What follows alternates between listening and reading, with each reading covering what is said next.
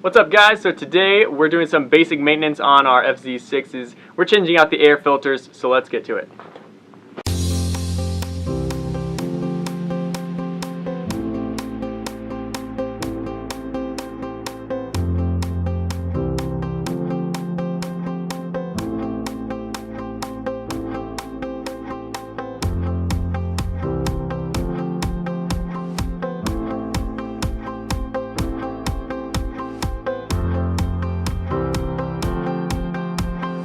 Oiling an air filter is actually a very easy process. All you'll need is your unoiled filter and some oil for your filter. There are different kinds of filters out there. There's foam, cotton, paper, different kinds of filters. Once you identify what kind of filter you have, just buy the corresponding oil. For me, I picked up some K&N filter oil just because this is what O'Reilly's Auto Parts had on hand and I was doing it today, so I kind of just picked it up.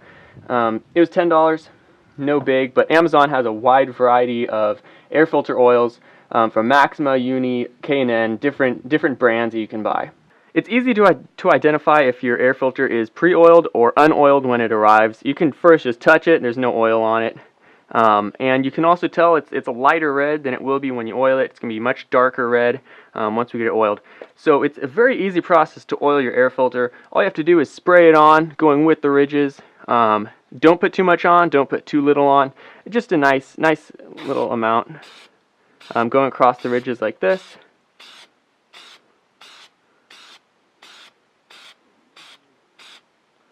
Okay, and that should do it. And I definitely just always carry an extra paper towel with me, just so I can just so I can clean up the air filter just a little bit after we spray it on. Usually it's pretty messy, and you can't get it perfect every time. There is air filter oil that isn't aerosol can. It's you can actually apply it by hand. It takes a little bit longer, and it doesn't really do anything different than the aerosol. So I just get the aerosol cans.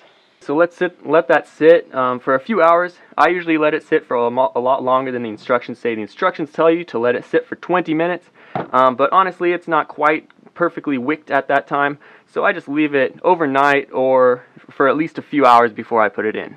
So this is the difference between the old filter and the new filter. Clearly it was time for a change.